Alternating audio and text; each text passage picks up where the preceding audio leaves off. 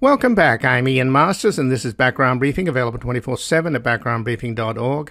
And joining us now is Lance Dodes, who's a training and supervising analyst emeritus with the Boston Psychiatric Society and Institute, who was a clinical professor of psychiatry at Harvard Medical School. Dr. Dodes is a contributor, along with 36 other psychiatrists and mental health experts, who have contributed to a book assessing President Trump, The Dangerous Case of Donald Trump. 37 psychiatrists and mental health experts assess a president, updated and expanded in new essays. Welcome to Background Briefing, Lance Dodes. Thank you, Ian. Good to be with you. Well, thanks for joining us, Lance. And we've spoken in the past about Trump's mental health and his behavior. And I can't tell you how many times I've tried to make the point that if you could ever get a camera inside the Oval Office during his tenure and to see how he actually behaves, the American people would be appalled. The scales would come off the eyes of the MAGA people as well. And a little bit of that happened today with the testimony from the former chief aide to the chief of staff, Mark Meadows. So what kind of impact do you think it's going to have? Well, I think the people that already were aware of how troubled, very, very troubled Trump is, and the people who are aware that his actions were traitorous will be unchanged, because there's nothing new there in that sense.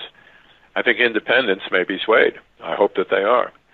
But the people that are in essentially a cult-like following of Donald Trump will ignore it the way Trump does. They will do what Trump does, which is to say, if you disagree with me or offend me, then you are both wrong and evil. And it's fake news if you're accusing me of something. And I don't think they're ever going to change. So there's always been a core of people who are unchangeable, just as there was a core of people in Germany who followed Hitler, and a core of people in Russia who followed Stalin, and so forth. But we don't have to have 100% agreement. So I hope it'll do something good. Well, Cassidy Hutchinson, the former aide to Donald Trump's final chief of staff, Mark Meadows, she's already being attacked, of course, by Trump on his social media platform. Sure. But much of what she said was, so shocking. It's just unbelievable what a criminal this man is, and what his criminal instincts are, and how he has no concept of justice or law or decency or humanity. I mean, he is clearly such a sociopath. When he was told by the Secret Service at the rally on the Ellipse that there were armed people out there, he wanted them to come in and make the crowd look bigger. And he said, I don't effing care if they have weapons. They are not here to hurt me. Take the effing mags, the magatometers, away. Let my people in. They can march to the Capitol from here. Let the people in. Take the effing mags away. The first thing that she talked about was how on January the 2nd, when she was walking Giuliani to his car at the White House, on the White House grounds, Giuliani said it's going to be incredible, on January the 6th. It's just going to be wild. A great day is what he said, apparently. So then you've got this other extraordinary scene that she talked about where Trump wanted to go to, he promised the marchers that he would go to the Capitol with them. And as he was leaving the Ellipse after he gave his speech there and rallied the crowd to fight like hell and march on the Capitol, he got into the limo and it started to go to the White House instead of to take him up towards the Capitol. And he had a hissy fit and tried to grab the steering wheel of his the big limo they call the Beast. And then when his top Secret Service aide, who was in the Beast with him, tried to reason with him, Trump tried to strangle his head of his Secret Service security detail. So this is pretty unusual behavior for anybody, let alone a president of the United States, surely.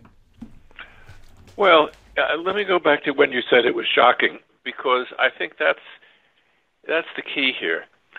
People who don't understand that Donald Trump is not like other human beings. He's very different. He's just, you could almost say he's not a human being. Of course, he is biologically, but he is so different from the norm. He is so sick. He has a psychotic core. He's a sociopath. All of that we've been saying for years is all true. So if you start out with that, if I were to say, look, this man is no different from a predatory animal, not a human, and of course he will attack and do whatever he thinks is in his own personal interest, and it just doesn't matter who else is hurt or maimed or injured or killed or whatever. It doesn't matter. So if you start out with that, which is where I'm at and where I hope many people are at, it's not shocking.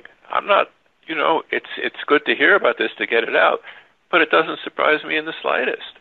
I mean, we already knew that he wanted to kill Pence. He would have been happy to have Pence killed, He would kill anybody. He is the same psychology as any serial murderer. He happens not to murder people himself with his bare hands, although he sounds like he came close, or at least he tried to come close this time. But that's who he is. So, I'm glad this is all coming out. Your point is I think, right. People maybe will finally see the daylight and they'll stop drinking the Kool-Aid. We hope. But it's a question of understanding that this person is basically not human in the sense of humanity as an entity who cares about, who is able to understand other people, who can have some empathy, and who is not sadistic. But that's who Trump is. And again, I'm speaking with Lance Dodes, a training and supervising analyst emeritus with the Boston Psychoanalytic Society and Institute, who was a clinical professor of psychiatry at Harvard Medical School. And Dr. Dodes is a contributor, along with 36 other psychiatrists and mental health experts who have contributed to a book assessing President Trump, The Dangerous Case of Donald Trump. 37 psychiatrists and mental health experts assess the president, updated and expanded with new essays. But Lance, I have a bit of a problem in the sense that if you say that Donald Trump is mentally ill, then automatically you should feel sympathy towards him, because mentally ill people, need our sympathy. They can't be ostracized and they need treatment. Sure. So isn't he just a really bad human being? Walk us through that distinction. Yes, I think you've said it exactly right. So when we think of people who have mental illness, first of all, everybody has some troubles, right? So I'm not talking about that. I'm not talking about what we would call neurotic difficulties, problems of dealing with life, relationships, all of that. I'm not talking about that, and neither, I think, are you. So that's one thing. But the people who really deserve the title mentally ill and who deserve our help, you're absolutely right, are people who have one of the few number of major mental illnesses like schizophrenia or bipolar disorder. It used to be called manic depressive illness. So those people have a biological disorder, and it's sort of not their fault if they hear, voices, or they have delusions, or they're manic, or they get severely depressed. Not that fault is the issue, but you know what I'm saying. These people, of course, deserve our treatment. But there's another class of kinds of problems. If you leave aside the kind of neurotic difficulties, and you put on one side, and you leave aside the biologically psychotic illnesses like bipolar disorder and schizophrenia, in the middle, there are people who have what are called character disorders. That's different, and that's where the dividing line occurs. So a lot of people do have character disorders. The difference between that and let's say a particular set of symptoms, whether it's compulsive behavior, addictive behavior, phobias, the difference is that people with characterological disorders, it's their entire character. That's why we call them that. You could call it a personality disorder. It's something about the whole way that they live in the world. Most of the folks like that are not at all harmful to other people. They may be a handful in terms of their relatedness, but you wouldn't say that they're bad. They are just across the board troubled in the way they relate to the world and the way they understand the world. and they often are hard to reason with, you might say. But the distinction is sometimes people have this psychopathy or sociopathies where the fundamental character disorder is so severe that it sets them apart from all other character disorders. And what sets them apart is this complete absence of a normal function. They don't have a conscience. It doesn't matter to them what happens to other people. They are lacking something that is normal. And that's not true of people with other character disorders. You know, you can be paranoid even without loss of a conscience. But there are few people who really do fit into the category of being evil. You know, and the word is not in the psychological nomenclature, but it's apt. So there are certain people who are so different from the rest of humanity that we have to treat them and think of them differently, like a serial killer. So that's who Trump is. He is untreatable. You know, you can have as much sympathy for the fact that he was obviously raised by awful parents. But at this point, he has left the realm of normal human behavior and normal humanity. So if he weren't president, obviously he would have been arrested long ago for inciting this riot and for being treasonous. But then you would put him in jail because there's no point in doing anything else, but you have to protect the public. Well, just in the last few minutes then, Lance, Cassidy Hutchinson described going into the president's private dining room off the Oval Office, where he spent a lot of time watching TV, and he apparently had seen the reports of what Bill Barr had said to the Associated Press, basically saying there's nothing wrong with the elections, that they couldn't find any fault with them, and that Biden clearly won. And apparently he had a total tantrum, threw his lunch plates at the walls, and there was ketchup splattered all over the place. And she went on to say that it was fairly routine that he would have tantrums and rip the tablecloth off the table and have all of the White House crockery shattered around the floor and around the table. So this is a description of like a 2-year-old, isn't it, having tantrums? Well, yes and no. 2-year-olds are much healthier than Donald Trump. I mean, it's a normal developmental phase because they haven't had a chance to learn and their brain is not developed. So it's unfair to 2-year-olds to compare them to Donald Trump. Donald Trump, this is the other confusion that's been going on for years. He has a psychotic core. It's not the same as, you know, hearing voices or thinking that the people on Mars are talking to you. It's not that kind of thing. That's more associated with the biological disorder, schizophrenia. But the fact that he falls apart, that he has what you're calling a tantrum, is that you get a breakthrough of this thick veneer of normality, this thick veneer that the good sociopaths, the successful sociopaths have to act like they're normal and they're actually caring about somebody when they don't care about anybody, right?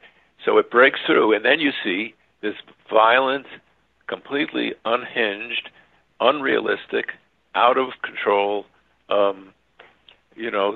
self-centered psychosis. And then it heals over. He doesn't really heal. I'm sorry, that's the wrong word. It covers over again, and he's back to being the smiling, allegedly reasonable person. But at those moments, you see what is really there in him, and that's what's always there. And that's why it shouldn't be shocking to see that being manifested in all of his other behaviors. But what is shocking, Lance, is that all of those White House aides and cabinet members saw this all along from day one. And that includes the generals who quit. And the worst person of all, it seems, is Mark Meadows, who comes across as being absolutely supine, despicable, cowardly, wouldn't stop Trump. You know, Trump apparently didn't want to listen to anybody. He just wanted more violence. And he was perfectly happy to see Mike Pence hanged. And all of the other White House aides that had some conscience, like the White House counsel, Pat Cipollone, were begging Meadows to intervene with Trump, and he refused. It's absolutely, it's not just Trump, there's a sort of sickness in the land, a sickness amongst, even more so amongst his supporters who know who he is and how he behaves. You maybe can excuse all the people out there in MAGA land because they watch Fox News and have no idea about who this guy really is. But the people around him, some of them are just disgraceful. Oh, absolutely. Many of them, I think, are disgraceful. Many of them. And Fox News is disgraceful. You know, the media contributed to this for years. Not you. You were a bright exception. But, you know, think of all those press conferences when he used to have press conferences and he would yell at respected reporters telling them that they were fake news working for a fake agency. I mean, at that point, all of the media should have stood up and said there is something desperately inadequate about this man, desperately cruel, sadistic, evil, out of touch with reality, however you wanted to put it, and we will not put up with it. It should have been a headline every day, really, that we have a man who has no respect for democracy. He's literally anti-democracy because he wants to be a tyrant. That should have been the headline every day that he was president. But, you know, people put up with it because I think of the same kind of thing we were saying before. We kind of expect, we're not prepared to see a monster as the president. You know, we're supposed to respect the president, you know. And most of them, whether they're good or bad, have been deserving of at least some respect. But not him. And we just were caught off guard. So, you know, it's sort of like Germany when Hitler came to power. People thought Hitler was a joke, you know, until he took power. Well, you know, I think the country will either grow up from this and recognize that there's evil in the land, or, you know, democracy will be over.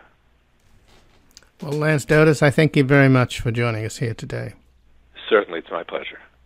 And again, I've been speaking with Lance Dodes, who's a training and supervising analyst emeritus with the Boston Psychoanalytic Society and Institute, who was as clinical professor of psychiatry at Harvard Medical School. Dr. Dodes is a contributor along with 36 other psychiatrists and mental health experts who have contributed to the book assessing President Trump, The Dangerous Case of Donald Trump. 37 psychiatrists and mental health experts assess the president, updated and expanded with new essays. We're going to take a brief station break. We're back with an update on the G7 summit that has just ended and the NATO summit in Madrid, which is just